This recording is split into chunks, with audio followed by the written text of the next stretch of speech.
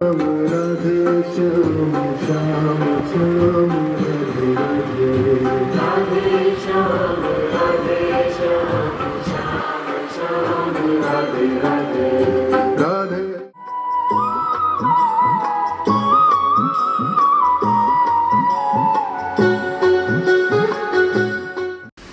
तो आप सब यहाँ इस कार्यक्रम में पहुँचे हैं, तो आप सब का तहे दिल से हृदय से स्वागत है, स्वागत है, स्वागत है।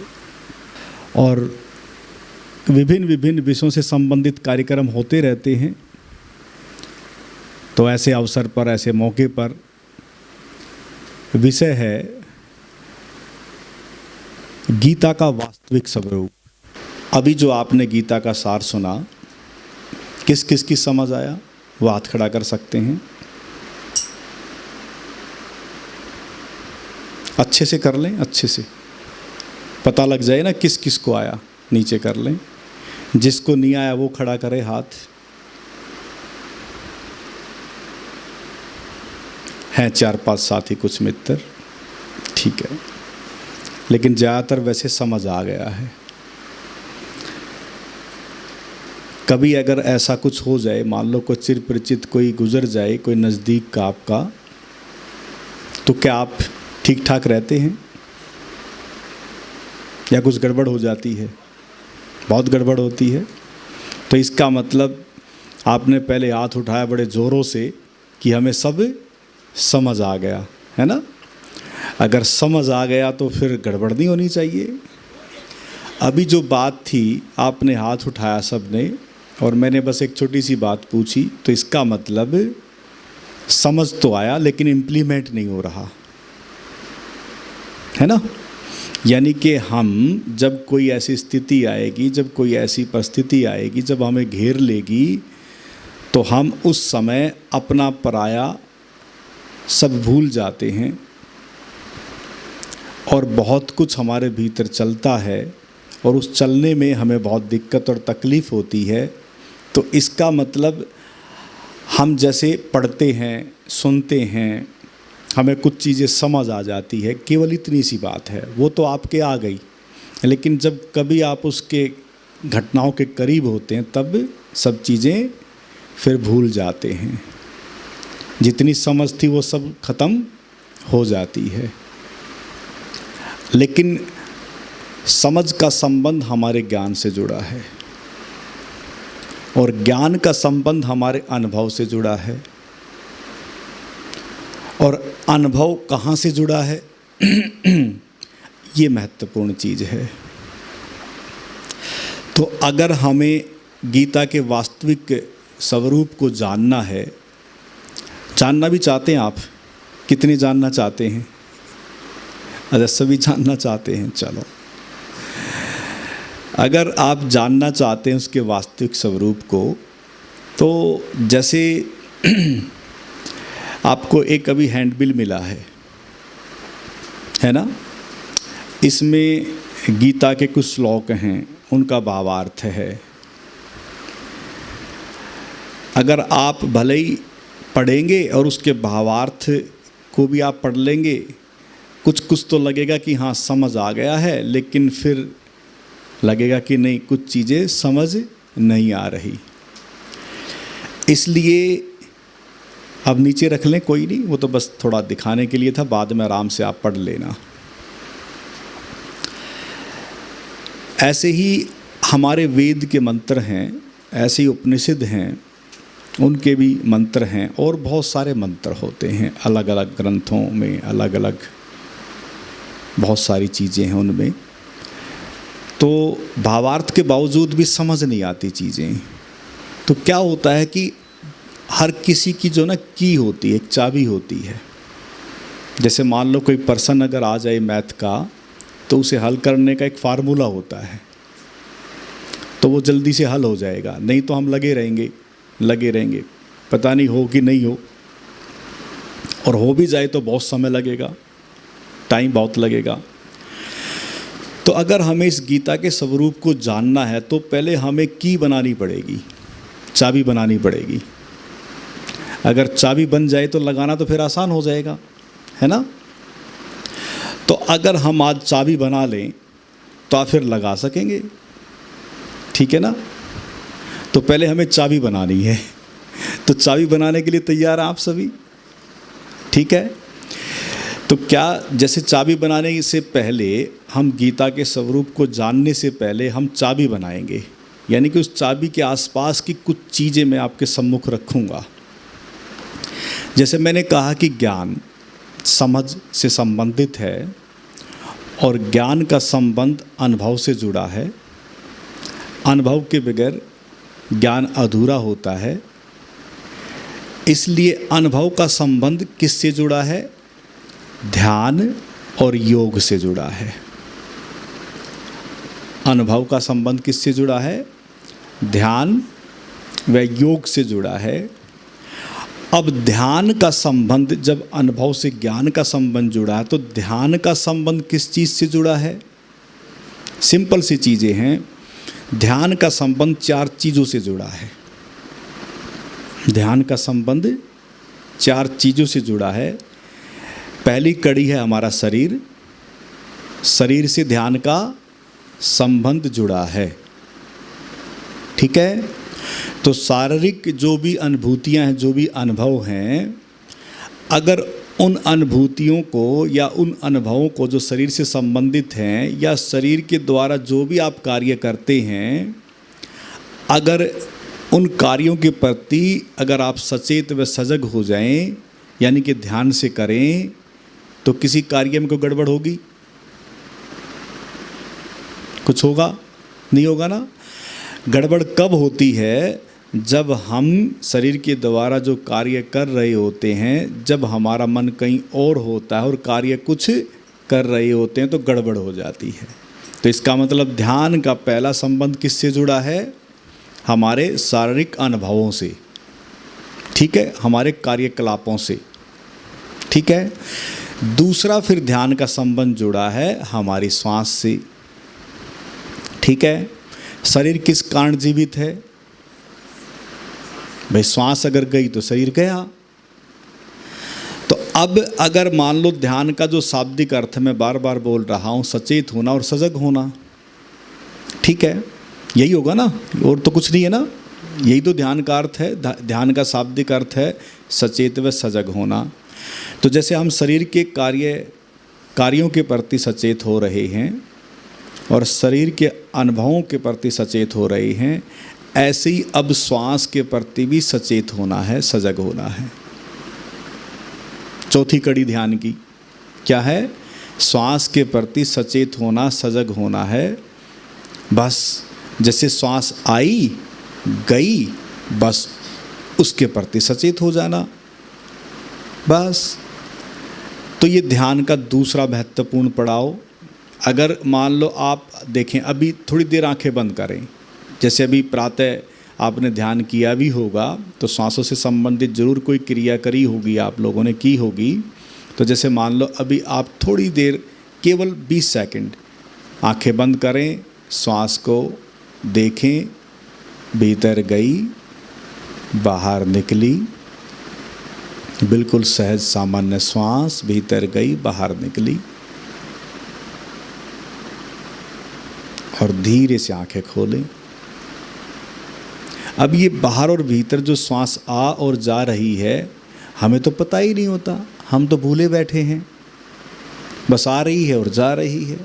लेकिन हमने थोड़ा सा अगर ध्यान दिया, थोड़ा सा हमने श्वास के प्रति हम सचेत हुए, तो एक रिलैक्स भी मिलेगा। और वो रिलैक्स क्यों मिलेगा? क्योंकि आप श्वासों के माध्यम से प्रेजेंट में आ गए। किस में आ गए? वर्तमान में आ गए। ये बहुत महत्वपूर्ण चीज़ें होंगी, क्योंकि की बना रहे हैं, अब अभी हम चाबी बना रहे हैं ना, ठीक है ना। तो श्वास आपका माध्यम है प्रेजेंट और वर्तमान में रहने के लिए, और शरीर भी आपका माध्यम है प्रेजेंट और वर्तमान में रहने के लिए, ठीक है। अब फिर है तीसरी महत्वपूर्ण चीज़, हमारे भीतर मन है। जैसे शरीर है, फिर श्वास है, फिर क्या है? मन कहाँ है? भीतर है। तो मन देखो, जैसे शरीर एक दूसरे से मैच करता है, किसी का अंगूठा किसी से मैच नहीं करता ना, तो ऐसे ही श्वास भी किसी एक दूसरे की एक से किसी से मैच नहीं करती, ऐसे ही मन भी आपके किसी से एक दूसरे से मैच नहीं करते। सबके डिफरेंट हैं मन, सबके अलग अलग हैं। लेकिन क्या करना है, अपने मन के विचारों के प्रति सचेत होना है। तीसरी कड़ी महत्वपूर्ण क्या है, जैसे शरीर के प्रति हुए, श्वास के प्रति हुए, अब मन के विचारों के प्रति सचेत होना है। अब ध्यान देंगे, विचार अतीत के हों या भविष्य के हों, अब इससे कोई मतलब नहीं है, इसको थोड़ा समझना। ध्यान में सबसे बड़ी बाधा यही होती है कि जब भी हम ध्यान में बैठते हैं तो कहते हैं कि नहीं, बहुत विचार आते रहते हैं, हम अतीत में खो जाते हैं, हम भविष्य में खो जाते हैं, हमारे तो बहुत विचार आते रहते हैं, हमारा ध्यान नहीं लगता। कितनों के साथ ऐसा होता है? ज़्यादातर हैं। अब ध्यान इसलिए नहीं लगता क्योंकि हम ये सोचते रहते हैं कि विचार आ रहे हैं। नहीं, हमें केवल विचारों के प्रति क्या होना है, सचेत होना है, सजग होना है, उन विचारों को केवल देखना है, कुछ नहीं।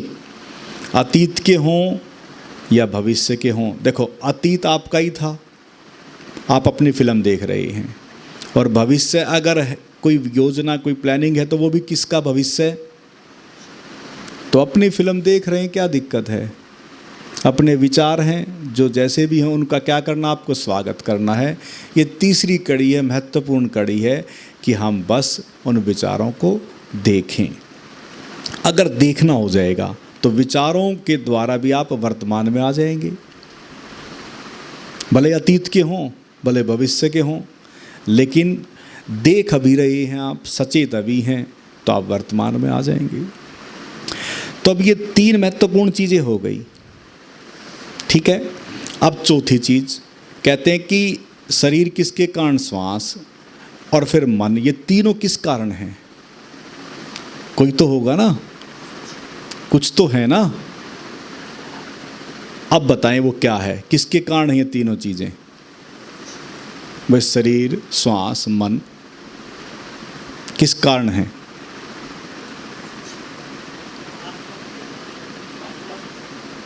तालियां बजाएं जोरदार। अरे सीधा सा मतलब आत्मा। हम क्या सोचते हैं कि ये आत्मा शब्द जो ना बहुत पीछे से चला आ रहा है, इसको बोलने में दिक्कत होती है कि आत्मा परमात्मा को लेके बैठ गई। लेकिन क्या करें, शब्द है, किसका शब्द है? ये चौथी चीज़ का शब्द है, जिसके कारण शरीर भी है, जिसके कारण मन भी है, जिसके कारण श्वास भी है। चलो आत्मा मत कहो, कहो कि कुछ है, कुछ कह लो। अब लेकिन कुछ का नाम अगर आत्मा दे दिया तो क्या दिक्कत है? कोई दिक्कत है, परेशानी है किसी को? है? इसलिए कुछ है, उस कुछ का नाम आत्मा कहें, एनर्जी कहें, ऊर्जा कहें, करंट कहें, कुछ भी नाम दो, कुछ है जिसके कारण ये, इतना तो समझ आ गया ना कि भी कुछ है जिसके कारण ये चल रहा है, फिर रहा है। जैसे ऐसे समझ लो कि पेड़ है, वृक्ष है, उसकी जड़ें कहाँ हैं? मिट्टी में है, वो वहाँ से रस ले रहा है, और जड़ों को उखाड़ दे तो मृत हो जाएगा। अब हमारी कौन सी मिट्टी हमें पता ही नहीं, उसकी तो समझ आ रही है, चलो भी मिट्टी से वो रस ले रहा, लेकिन हमारी मिट्टी कहाँ है? हमारी जड़ें कहाँ पे हैं? हमारी जड़ें किससे जुड़ी हैं? कोई है, यानी कि आत्मा, एनर्जी, ऊर्जा, जो भी नाम दें। तो इसका मतलब ध्यान का संबंध, अब उसके प्रति सचेत होना, ध्यान देना। अब हम यहाँ तो चलो शरीर भी दिख रहा है, श्वास भी है, विचार भी हैं, लेकिन अब हमें उसका तो पता ही नहीं। अब उसके प्रति भी क्या होना है? सचेत व सजग होना है। अब तीन तो चीज़ें समझ आ गई, चौथी का पता नहीं। लेकिन की तभी समझ में आएगी, की तभी अच्छे से बनेगी जब चौथी चीज़ समझ आ जाए। अब जैसे शरीर के तल के अनुभव हैं, श्वास के तल के अनुभव हैं, मन के विचारों के आधार पे अनुभव हैं। आप बोलेंगे मन के विचारों के आधार के अनुभव क्या? जैसे कभी किसी ने सोचा होगा भी ज़्यादा लोगों तक बात कैसे पहुँचें, भी ज़्यादा लोग कैसे सुने, आवाज़ ज़ोर से कहाँ तक जा सकती हम बोलेंगे, तो माइक और क्या आ गया, तो विचार आया। लेकिन अब वास्तविकता है इसकी, यानी कि कहाँ से आया, विचार से चीज़ें सार्थक हो जाती हैं, यानी कि विचार से चीज़ें वस्तुओं में तब्दील हो जाती हैं, इसको ऐसे समझ लो। ठीक है, तो अब धीरे धीरे हम देख रहे हैं चारों तरफ जो है विचारों की अभिव्यक्ति, मन के द्वारा अभिव्यक्त ये पूरा संसार है। इसका मतलब संसार का संबंध किससे जुड़ गया, मन से जुड़ गया। मन का फैलाव है ये सारा जो हम चारों तरफ देख रहे हैं। ठीक है, अब यहाँ तक चीज़ आ गई है। अब बात है योग का संबंध। ठीक है, ध्यान आ गया सबके, लेकिन चौथी चीज़ बची है अभी। अब योग है 5 चीज़ों से जुड़ा हुआ। अब 5 चीज़ों से कैसे, पहले पे शरीर, जैसे हम सचेत हुए तो अब शरीर से जुड़ना है, जुड़ गए तो योगी हो गए। शरीर से जुड़ जाना। अब आप बोलेंगे कि इससे क्या मतलब योग का संबंध, योग का शाब्दिक अर्थ क्या है, जुड़ना, यही है ना। अब सोचें कि बहुत से कहते हैं कि आत्मा का परमात्मा से जुड़ना, ऐसे ही बोलते हैं ना, लेकिन हम आएंगे अभी वहीं पे। आत्मा का परमात्मा से जुड़ना कैसे, पहले हम शरीर से जुड़ें, ठीक है, तो योगी हो गए। श्वास से जुड़ें तो हम योगी हो गए। विचारों से जुड़ें तो हम योगी हो गए। और चौथी चीज़ से जुड़ें तो हम योगी हो गए। अब बात आई भाई आत्मा का मिलन परमात्मा से। अगर चौथी चीज़ तक अगर कोई पहुंचता है तो परमात्मा में विलय कर जाएगा। 5वीं अवस्था योग की कौन सी है, परमात्मा से मिलन। योग का वास्तविक स्वरूप क्या है, परमात्मा से मिलन। अब आत्मा का परमात्मा में छलांग हो गई, ऐसे समझ लें, यानी कि आत्मा विलय कर गई, किसमें, परमात्मा में विलय कर गई। अब एक बात मैं पूछूंगा तब चीज़ें समझ आ जाएंगी। थोड़ी तालियां बजा लें जोरदार, एक्टिव हो जाएं। जैसे कहते हैं कि ये जो सब कुछ प्रकट हुआ है, ये जो सब कुछ बना है, जो चारों तरफ नक्षत्र, चांद, तारे, जीव जंतु, पशु पक्षी या हम, ये कहाँ से प्रकट हुआ है,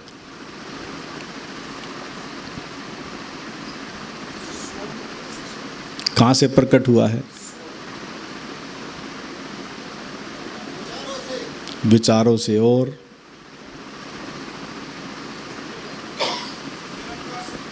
निरंकार से और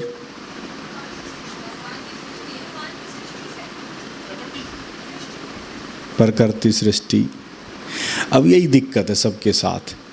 आत्मा कहने में भी दिक्कत थी, अब परमात्मा कहने में भी दिक्कत है ना, है ना दिक्कत। और ये परमात्मा की अभिव्यक्ति है सब, किससे अभिव्यक्त हुआ ये सब। अब तालियां बनती कि नहीं बनती, भाई क्यों ज़्यादा पचड़े में पड़ते हो आप, ज़्यादा क्यों चक्कर काटते हो फालतू के।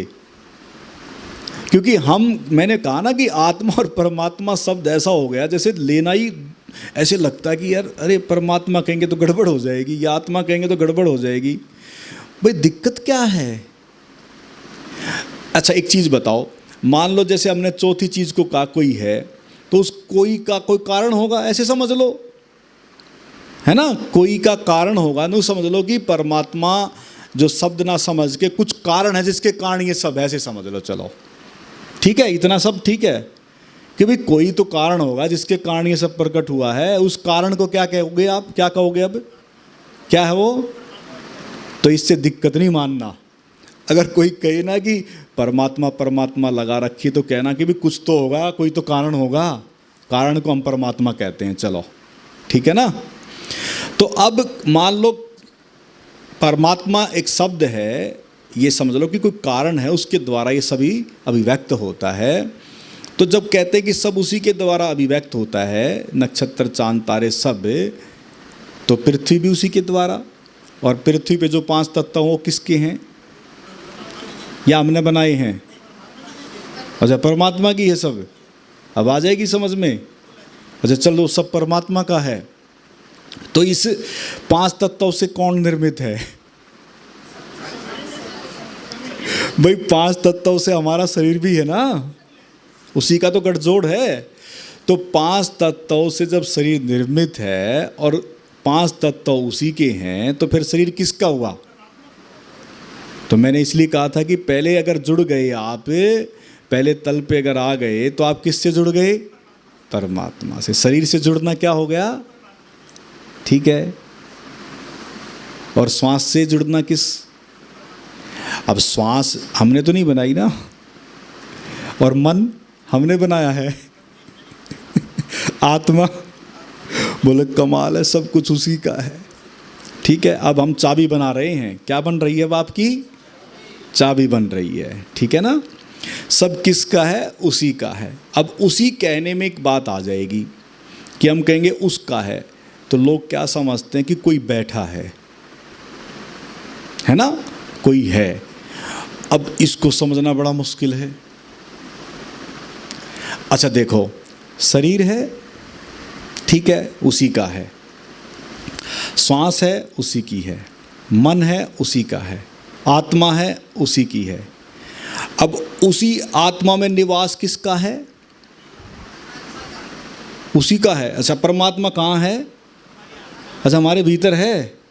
अच्छा, किस किस के भीतर परमात्मा? वो हाथ खड़ा करे। अच्छा, सभी के भीतर परमात्मा है। तो इसका मतलब परमात्मा जब हमारे भीतर है, तो अगर कोई उस परमात्मा तक पहुंच जाए तो वो कौन हो जाता? तीर्थंकर बन जाता है। वो कौन हो जाता है? तीर्थंकर, जिसे हम कहें अवतार जन्म गया। क्या बोलते हैं हम? अवतार जन्म गया। उसके शब्द हैं बुद्धत्व को उपलब्ध होना, एनलाइटेंड हो जाना, आनंद की उपलब्धि कहें, आत्मा को प्राप्त कहें, या परमात्मा में विलय करना कहें, या परमात्मा का अनुभव कहें, या परम अनुभूति कहें। जो भी नाम, बहुत है नाम। ब्रह्म में विचरण करना कहें, तत्व को जानना कहें। इतने शब्द हैं, जितनी भाषाएं उतने शब्द। कितने भी घड़ लो शब्द, शब्द क्या है, लेकिन बगैर अनुभव के शब्द क्या करेंगे? तो मैंने क्या कहा था कि अनुभव के बगैर भागवत गीता को नहीं समझ सकते। लेकिन दुनिया तो समझाने में लगी हुई है। हैं? अच्छा, नहीं, पैसा तो बनाना चाहिए, अच्छी बात है। अच्छा, अब चारों तरफ तो भागवत चल रही है। अब बोले यार थोड़ी देर में यहाँ कैसे भागवत पूर्ण होगी? अब मैं चाबी बना रहा हूँ और मुझे लगता है कि एक बार चाबी बन जाए तो अपने आप पूर्ण हो जाएगी। अब चाबी तैयार हो रही है। तो बात क्या है कि अगर हमें ये समझ आ जाए कि भाई जो भी कोई उपलब्ध होता है, उस उपलब्धि का मतलब क्या, उस एनलाइटेंड का मतलब क्या, उस तीर्थंकर का मतलब क्या, उस अवतार का मतलब क्या, ये क्या चक्कर है? ये सब ये कैसे होता है? सब बुद्ध जैसा व्यक्ति ऐसा कैसे हो गया, है ना? अब भगवान श्री कृष्ण ऐसा व्यक्ति कैसे था? ठीक है। अब कहें भगवान महावीर ऐसा कैसे था, कहें कि गुरु नानक साहब ऐसे कैसे थे, कबीर साहब ऐसे कैसे थे, यीशु मसीह कैसे थे ऐसे। अब ये लोग ऐसे कैसे हो जाते हैं? और हम देखते हैं कि भाई हमारे बस की तो नहीं है ये सब, है ना? हम पल्ला झाड़ देते हैं, भाई अपने बस की नहीं है। हम तो बस ये कहेंगे राधे राधे, जय श्री कृष्णा। हमें तो बस इतना ही पता है। हम तो बस ऐसा है कि बस रीत परिपाटी चली आ रही है, जिसने जैसे बता दिया हम वैसे ही बस उसमें ढलते चले जाते हैं। और बस हम पूजा तो कर लेंगे, प्रार्थना तो कर लेंगे, उसका नाम तो जप लेंगे, लेकिन अपने नाम से चूक जाएंगे, अपने स्वयं के अनुभव से चूक जाएंगे, अपने स्वयं के तीर्थंकर होने से चूक जाएंगे, अपने आनंद से चूक जाएंगे, अपनी आत्मा को पाने से चूक जाएंगे। हम अपनी आत्मा को परमात्मा से मिलन करने में चूक जाएंगे। और यही गड़बड़ हुई है जहाँ से गीता का प्रफुटन हुआ है। और इतना कुछ मिश्रण हो गया उस गीता में कि गीता का वास्तविक स्वरूप का ही नहीं पता कि क्या है। जो कि बात तो 1.5-2 घंटे की थी खाली, बात तो 1.5-2 घंटे की थी। उस 1.5-2 घंटे में ही तो अर्जुन को सेटिस्फाई किया, संतुष्ट किया, और वो अपने कर्म और गुण धर्म की जो उसकी प्रकृति थी उसके लिए वो तैयार हो गया। वो बस अपनी गुण धर्म जो प्रकृति थी उसकी, उससे थोड़ा विचलित हो गया था और कुछ नहीं था।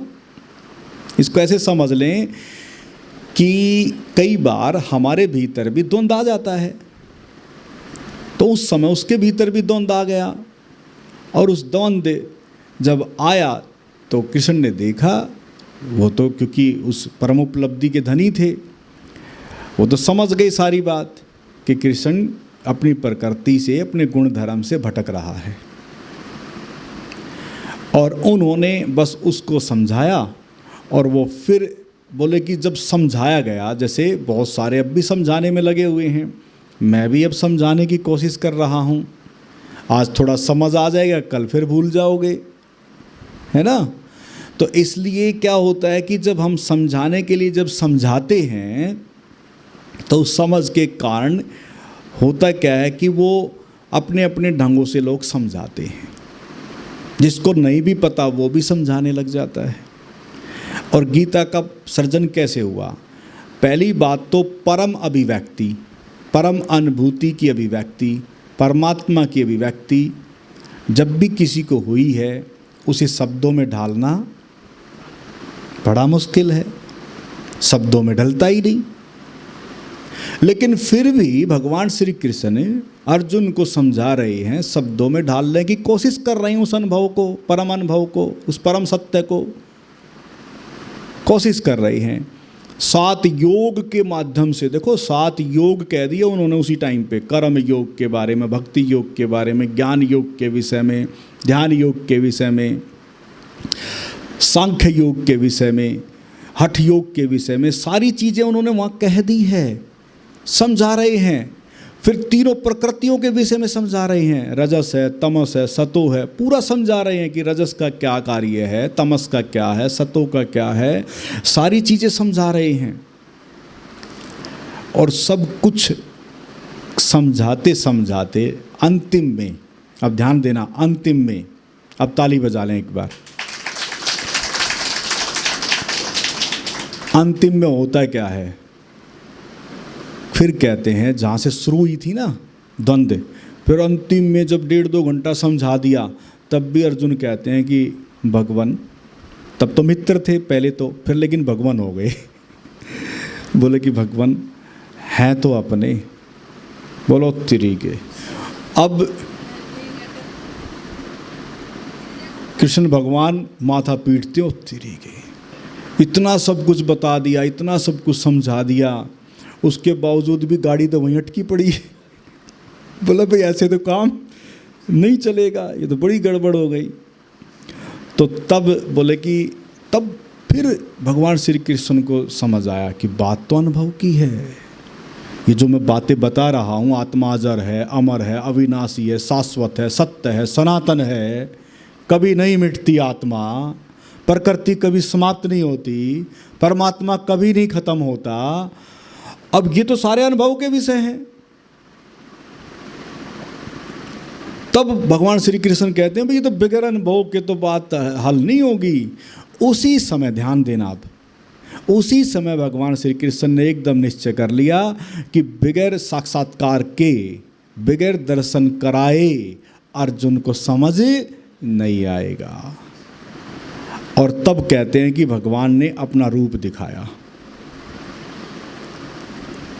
अब सबके भीतर यही है आज भी, और सदियों से चली आ रही है कि भगवान श्री कृष्ण ने अर्जुन को अपना भव्य रूप दिखाया, है ना। कितने स्वीकार करते हैं इस चीज़ को? ईमानदारी से हाथ खड़ा करना। अरे वाह, तालियां बजा लें जोरदार, बड़े खुश हैं आप सब। अच्छा एक चीज़ बताओ, मेरे वैभव का, मेरे पराक्रम का, मेरे अनुभव का, मेरे परम सत्य का आपसे कोई मतलब है? आपसे क्या मतलब है? अब भगवान श्री कृष्ण के अनुभव का, उसके परम सत्य का, उसके एनलाइटेंड का, उसके अवतार का, उसके बुद्धत्व का अर्जुन क्या करेगा? इसलिए जो वैभव रूप जो सबसे बड़ी जो भूल हो रही है, जो भागवत में सबसे बड़ी भूल क्या हो रही है, भगवान श्री कृष्ण ने काल चक्कर, एक ऐसा चक्कर दिखाया कि एक काल के गर्भ से लोग प्रवेश कर रहे हैं, मृत्यु को प्राप्त हो रहे हैं, एक से जन्म रहे हैं। यहाँ चित्तर होगा, यहाँ चित्तर है। अब इसको थोड़ा समझने की कोशिश करना है कि अब जिसको अनुभव है ऑलरेडी, वो तो उसको तो पता है उस काल चक्कर का, उस परम अनुभव का, उस परम अनुभूति का, उस परमात्मा का, उसको तो सब पता है। उसको तो नक्षत्र चांद तारों के बनने का पता है, उसको तो सब पता, उसको तो सब बोध है। अब यहाँ है बात कि शिष्य कौन है, कौन है शिष्य? तो अब शिष्य को अनुभव कराना कि नहीं कराना, ध्यान दें। किसको अनुभव कराएगा भगवान श्री कृष्ण? किसको अनुभव कराएगा? परम उस सत्ता का, उस परमात्मा का, उस आत्मा का, कि देख अर्जुन, तू देख, आंख बंद कर और देख, तुझे मैं दिव्य चक्षु दे रहा हूं, तेरी दृष्टि खोल रहा हूं, तू देख कि आत्मा जो अजर और अमर, जो अविनाशी, जो मैं भी बकवास कर रहा था अभी बहुत देर से, जो तेरी समझ नहीं आया था, अब देख तू इसे काट सकता है। तब अर्जुन की गर्दन हिलती है। कब हिलती है? जब वो अनुभव कर लेता कि हाँ भगवान, इसे तो ना काटा जा सकता, ना इसे जलाया जा सकता है। बोले कि इसे ख़त्म कर सकता है? बोले कि नहीं। बोले इसकी कोई सीमा? बोले कि नहीं, इसकी तो कोई सीमा नहीं है, तो अनंत अनंत और असीम है। अब इसको थोड़ा समझ लें। यानी कि अर्जुन जब अनुभव हुआ, अनुभव अर्जुन को उस वैभवता का, उस असीमता का, उस काल चक्कर का, उस ब्रह्म का, उस परमात्मा का अर्जुन जब अनुभव करता है, तब उसकी समझ आता है कि आप भगवान ठीक कह रहे थे, अब मेरे अनुभव में चीज़ उतर गई है और मेरी दृष्टि अब साफ हो रही है, मैं बिल्कुल अब एकदम स्पष्ट हो गया हूँ। अब तू बता किसे मारेगा? क्या तू मार सकता? तेरे हाथ में है। तब उसकी समझ आ जाती कि नहीं, ये तो सब खेल चल रहा है, ये तो सब लीला चल रही है। और तब उसके समझ आती है बात कि ना मैं मरता हूँ। जब उसको समझ आ गई कि मैं तो मरता ही नहीं। अब इसको थोड़ा समझो। जब तक ये समझ नहीं आएगी कि मेरा कोई अस्तित्व कोई मिटता ही नहीं, मैं तो सदा रहता हूँ, तब समझ आएगा कि हाँ दूसरा भी सदा रहता है। ना मैं पितामह को मार सकता हूँ, ना मैं दुर्योधन को मार सकता हूँ, ना मैं किसी और सेना के सेनापति को मार सकता हूँ, मैं किसी को मार ही नहीं सकता हूँ, क्योंकि कोई मर ही नहीं सकता। अब तालियां बजा लो भाई। अब जब उसके ये ज्ञान चक्षु जब खुलते हैं, तो तब उसकी समझ आता है कि मैं यही तो समझा रहा हूं कि जो तेरी प्रकृति है उससे तू भाग मत, पलायन मत कर, बुज़दिल मत बन।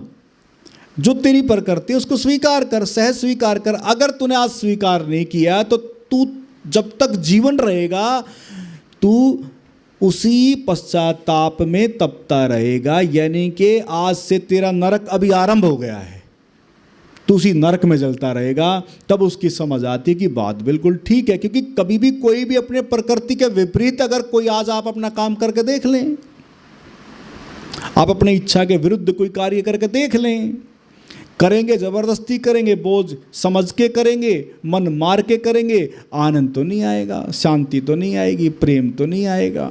यही तो सबसे बड़ी भारी भूल हो रही है। और अब यहाँ पे भगवान श्री कृष्ण अर्जुन को समझा रहे हैं। अब बात है कि उस दिव्य चक्षु के खुलने का, बात है उस परमात्मा, उस परम सत्ता में लौटने का। अब यह अनुभव कितना चाहेंगे करना? सभी, सही में सभी चाहते हैं, सभी की इच्छा है। 5000 वर्ष और अब का समय, थोड़ा सा किसका परिवर्तन हो गया है इस दौरान? मन का। उस समय के मन में और अब के मन में क्या है? फर्क आ गया है। अब तो आप यहाँ बैठ के थोड़ा माहौल क्रिएट हुआ है, वातावरण बना, तो आपको हो सकता है कि विश्वास हुआ हो कि हाँ ऐसा संभव है। लेकिन अन्यथा किसको लगता है कि क्या परमात्मा से मिलन हो सकता है? क्या आत्मा का अनुभव हो सकता है? ईमानदारी से बताना, कितने इस चीज़ को स्वीकार कर पाते हैं? हो सकता है? क्या आपको लगता है कि सब संभव है? किस किस को लगता है कि सब संभव है? तो बस, तो फिर तैयारी पकड़ लें। और तैयारी क्या है मैं बता दूं। मैंने कहा ना कि मन अब थोड़ा सा बदल गया है। तो अभी जो है ये एक समझ लो कि भूमि की जुताई हो रही है।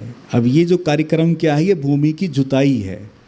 जैसे कहते हैं ना कि बीज अगर बोना है तो क्या करेंगे, पहले जुताई करेंगे, फिर उसमें बीज बोया जाता है, फिर बीज सड़ेगा, गलेगा, दफन होगा, उसको गर्भ मिलेगा, फिर टूटेगा उसका कवच, तब जाके कहीं रेचन होता है। तो वो कवच टूटना ऐसे ही थोड़ी ना टूट जाएगा। कितने कितने अनंत अनंत जन्मों से परत दर परत चीज़ें पड़ी हैं। अब इस जन्म की भी परतें बहुत हैं, और फिर अन्य अन्य परतें पता नहीं कितनी हैं। तो एकदम तो संभव नहीं है। इसलिए ये एक जुताई है ये कार्यक्रम। और अगर आप इसको जुताई अच्छे से कर लेंगे तो मुझे इतना पता है कि बड़ी सहजता से आपका प्रफुटन भी होगा। और इसलिए उसका विशेष जो कार्यक्रम है मैं बता देता हूँ, वो आपकी मर्जी है। ये नहीं कि हम आपको वहाँ बुलाने के लिए कर रहे हैं। अगर सही में भीतर से आवाज़ है और सही में खोज है और सही में चाहते हैं कि अब हम उस चाबी को लगा लें, तो परम अनुभूति का कार्यक्रम होता है, 5 डेज का कार्यक्रम है। उस कार्यक्रम में जब कभी आप आए भूले भटके से, तो तब सारी परतें खुल पाएंगी। लेकिन इतना ज़रूर है कि ये कार्यक्रम जुताई का है, जुताई करें। और हो सकता है, ध्यान देना, अब जो मैं बात कहने जा रहा हूँ, अब थोड़ी ताली बजा लें। एक है योग और एक है ज्ञान, ठीक है? योग परम अनुभूति से जुड़ा हुआ है, और जैसी वह परम अनुभूति होती है तो हम ज्ञानी हो जाते हैं। अब उस परम अनुभूति में जो अटकाव है, क्या है अटकाव पता है? एक ही चीज़ का अटकाव है, बस एक ही चीज़ अटकी हुई है। उस बुद्धत्व के बीच, एनलाइटेंड के बीच, या परमात्मा में विलय करने के बीच, या आत्मा का परमात्मा से मिलन करने के लिए एक ही चीज़ है बीच में जो अटकी हुई है। और इसलिए भगवान श्री कृष्ण उस समय भी उसी एक के डिलीट कर रहे थे अर्जुन की, उसी बात के लिए। और जब वो डिलीट होती है, पिघलती है, जब ख़त्म होती है, गिर जाती है चीज़, तो तब जाके वो उसमें छलांग लगाते हैं, विलय कर जाते हैं। और केवल वो एक चीज़ क्या थी कि वो अभी कर्ता समझ रहे थे अपने आप को। क्या समझ रहा था अर्जुन? कर्ता।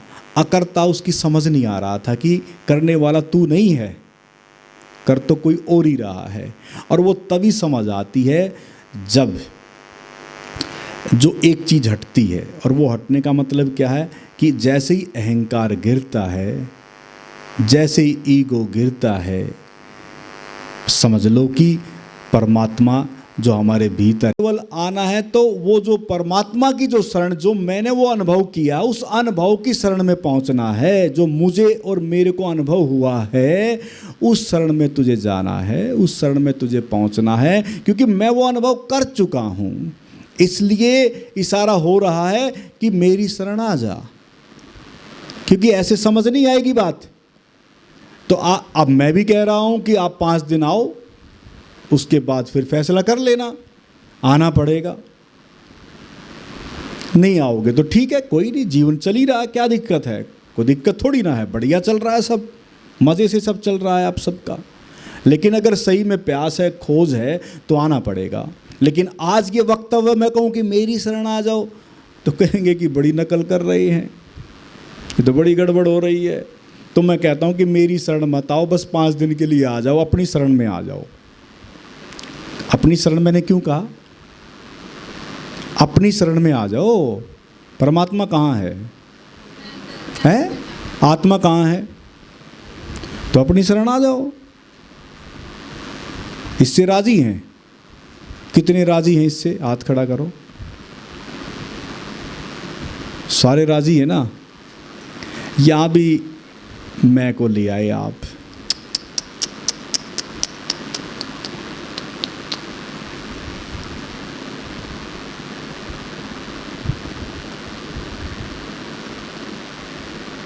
वृंदावन मथुरा कितने लोग जाते हैं? मंदिर में जाते हैं? मंदिर में जाते हैं? मंदिर में क्या करते हो आप जाके? हैं? माथा टेकते हो? टेकते हो? झुकते हो मतलब, यानी कि झुकना होता है ना भाई। मंदिर में जाएंगे तो झुकना होगा। अब वहाँ तो हम झुक रहे हैं। अब इसको थोड़ा समझ लेना। अब ज्ञान का तो मैंने छोड़ दिया ना, अभी ज्ञान तो रह ही गया आपका। अभी तो हम चाबी बना रहे हैं ना, तो चाबी में अभी इसको भी जोड़ना है थोड़ा सामने कि हम वहाँ गए। वो जो मंदिर है किसने बनाया है? वो कौन बनाने वाला उस मंदिर को? अच्छा, उस मंदिर में जो मूर्त है वो किसने बनाई है? हैं? शिल्पकार ने। यानी कि शिल्प आदमी तो होगा यार, आदमी है ना। यानी कि मंदिर बनाने वाले आदमी हैं, और फिर उस मूर्त को गढ़ने वाला कौन है? इंसान है। और फिर कहते हैं कि उस मूर्त को स्थापित किया जाता है किसमें? मंदिर में। और फिर कहते हैं कि उस मूर्त में प्राण प्रतिष्ठा की जाती है, ऐसे बताते हैं ना। मुझे तो खैर पता नहीं, मैंने कभी की नहीं, लेकिन मैं थोड़ा बता रहा हूँ कि यानी कि मंदिर का प्रांगण बनाने वाला आदमी है, मूर्त को बनाने वाला आदमी है। यानी कि मैन मेड एक व्यवस्था है, उस मैन मेड व्यवस्था के सामने हम झुक रहे हैं, नमन कर रहे हैं। वहाँ हमारा नमन हो रहा है, झुकना हो रहा है।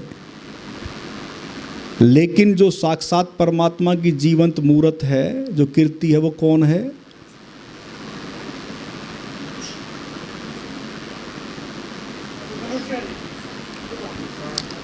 यहाँ झुकना होता है। बाप बेटे के बीच कोई तकरार हो जाए तो क्या होता है? बेटा सोचे कि बाप झुके, बाप सोचे कि बेटा झुके, है ना। माँ बेटी के बीच कोई तकरार हो जाए तो बोले कि नहीं, अड़के खड़े हो गई। और फिर देखो अगर यार दोस्तों में कोई बात हो जाए तो अरे छोड़ो ना, ऐसे ही थोड़ी ना हूँ मैं, है ना। और अगर परिवार आस पड़ोस में कोई झगड़ा हो जाए तो पता नहीं क्या क्या घटनाएं घट जाती हैं, है ना। चारों तरफ कैसे क्या हो जाता है। यानी कि जो साक्षात जो परमात्मा की जीवंत मूर्त है, पति पत्नी के बीच अगर कोई बात हो जाए तो कौन सा झुकता है? पत्नी या पति? अड़के खड़े हो गए तो खड़े हो गए भाई, है ना। अब झुकना ही नहीं है। अच्छा ईमानदारी से बताना, वास्तव में झुकना कहाँ चाहिए? अगर कोई बात हो जाए, कुछ गड़बड़ हो जाए तो कहाँ झुकना चाहिए? कहाँ झुकना चाहिए? अच्छा झुकना कहाँ होगा? वहाँ जो मैन मेड व्यवस्था वहाँ, या परमात्मा की जो व्यवस्था वहाँ? कहाँ झुकना अच्छा है? जो साक्षात जीवंत परमात्मा की मूर्त है वहाँ झुकोगे या कहीं और झुकोगे? हैं? तो भगवान श्री कृष्ण यही चेता रहे हैं, जगा रहे हैं। अर्जुन तू जाग जा। बस फर्क है तेरे मेरे में इतना कि मैं जाग गया, तुझे जागना है, और कोई फर्क नहीं है, केवल जागने का फर्क है। अब वो जागना कब होगा, क्या होगा? अगर ध्यान से समझना, फिर मैं इशारा कर रहा हूँ, यहाँ मत झुकना भाई, यहाँ कोई ज़रूरत नहीं है झुकने की। यहाँ कोई कुछ ना आपने कुछ किया ना मैंने कुछ किया, है ना। यहाँ तो कुछ है नहीं, यहाँ झुकने से कुछ होगा भी नहीं, ठीक है ना। कहाँ झुकोगे अब आगे से? कहाँ झुकना होगा? अगर जहाँ आपका रहना है, जहाँ आप कार्यरत हैं, जहाँ आपका जीवन निर्वहन हो रहा है, अगर वहाँ कुछ गड़बड़ हो जाए तो वहाँ झुक लेना। मैन मेड व्यवस्था के सामने झुकने से कुछ नहीं होगा। अगर वहीं झुक गए तो समझ लो कि आपका वो सब हो जाएगा जो बात थी कि ईगो, अहंकार, अहंकार वसी तो नहीं झुकते, है ना। तो क्या होगा, जब भी मौका अवसर मिले, ध्यान देना, दिन में हो सकता है 1 बार मिले, 2 बार मिले, 5 बार, 10 बार मिले। कोई कहता है कि हम 5 बार नमाज करते हैं, अरे नमाज छोड़ो, ध्यान से समझना। अब कोई बैठा होगा तो सोचेगा नमाज को मना कर रहे हैं, ध्यान से समझो इस बात को। यहाँ वो मनाही नहीं हो रही है, वो तो करते रहो, परंपरागत रीत परिपाटी चल रही है। मैं आपको एक नई चीज़ दे रहा हूँ, नई मैं थोड़ी ना दे रहा हूँ, सदा से ये चीज़ आ रही है। अगर उस समय, इसको थोड़ा समझ लेना, कि अगर आपके भीतर इतनी समझ विकसित हो जाए कि वास्तव में हमें झुकना कहाँ है। छोटे से बच्चे के सामने तो बड़े झुकते हैं आप, गुडलिया बनते हैं, पीठ पे चढ़ाते हैं, फिर कहते हैं कि माल बेटे माल, और बड़ा होके बेटा मार दे तो हैं। अरे वो भी बेटा था, लेकिन उस समय वो भगवान का रूप था, ऐसे समझ लो, वो सरल था। आप भी उसे भगवान का रूप समझते हैं, किसे कुछ नहीं पता, तो थोड़ी देर के लिए वहाँ भी बन जाओ भगवान का रूप, क्या दिक्कत है। समझ लो कि भगवान का रूप है, क्या जाता है भाई, कुछ जाता है क्या। और भगवान का रूप क्या हो नहीं क्या। अभी तो आपने यस की थी कि हाँ भगवान हमारे भीतर है, तो फिर जब यस कर ली तो फिर कहानी खत्म हो गई ना। तो कहाँ झुकना पड़ेगा, अब आगे से कहाँ झुकोगे। अगर आप झुक गए तो समझ लो कि की लगनी शुरू हो गई। क्या लगनी शुरू हो गई, चाबी लगनी शुरू हो गई। अब इनको पढ़ने से कुछ नहीं होगा, इन श्लोकों को, इनमें सारी जगह यही मिलेगा कि झुक जा। जहाँ मौका अवसर मिले क्या करना है आपको, झुकना है बस। अगर झुक गए तो काम हो गया।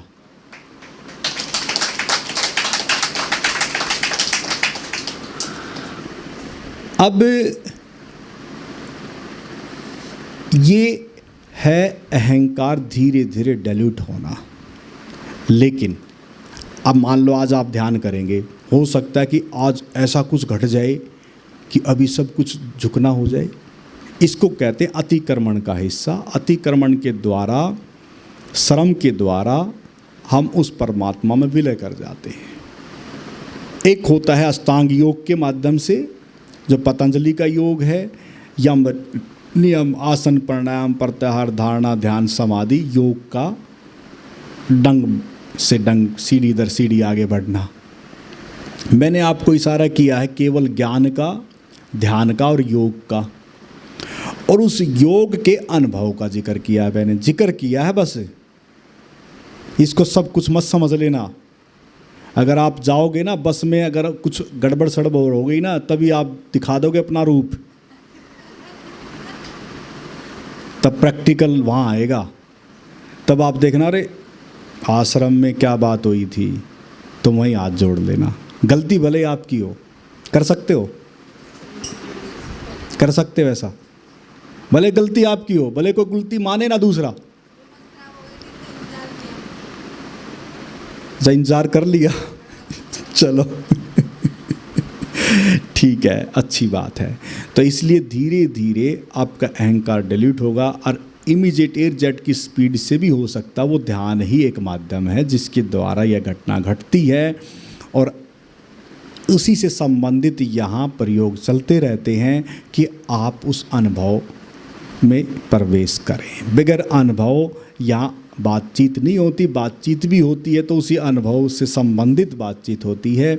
इसलिए अगर भागवत गीता का स्वरूप अगर आपकी समझ आ जाए तो बस तभी समझ आएगा जब अहंकार गिर जाए, और तब जाके आप उसमें विलय कर पाते हैं। तब फिर अपने आप से सारी चीज़ें समझ आ जाएगी। फिर ये समझ आ जाएगा कि जो भगवान श्री कृष्ण जो यहाँ जो शब्द यूज़ कर रहे हैं, मेरा, मैं, जो भी शब्द है, उसके पीछे ये मैं नहीं, शरीर से जुड़ा मैं नहीं, मन से जुड़ा मैं नहीं, बुद्धि से जुड़े मैं की बात नहीं कर रहे। फिर तो बड़े अहंकारी होंगे, ध्यान देना, फिर तो भगवान श्री कृष्ण जितना अहंकारी कोई नहीं। इसको थोड़ा समझना। इसका मतलब ये कि ये उससे उस मैं का संबंध नहीं है। ये इस मैं से मैं का संबंध कब गिरेगा, जब कवच टूटेगा, जब आपकी आत्मा का जो कवच मन बुद्धि और संस्कार जब वो टूटते हैं, तब आप जान पाते हैं कि मैं अजर और अमर और अविनाशी हूँ। शाश्वत हूँ, सत्य हूँ, सनातन हूँ और मैं अनंत अनंत हूँ, मैं असीम हूँ, मैं दसों दिशाओं में हूँ, मैं कभी ना काटा जा सकता हूँ, ना जलाया जा सकता हूँ, तब मेरी समझ आएगा और तब आप के हाथ वो की लग जाएगी। बस इसी अनुभव में हमें प्रवेश करना है, इसी की ओर हमें आगे बढ़ना है।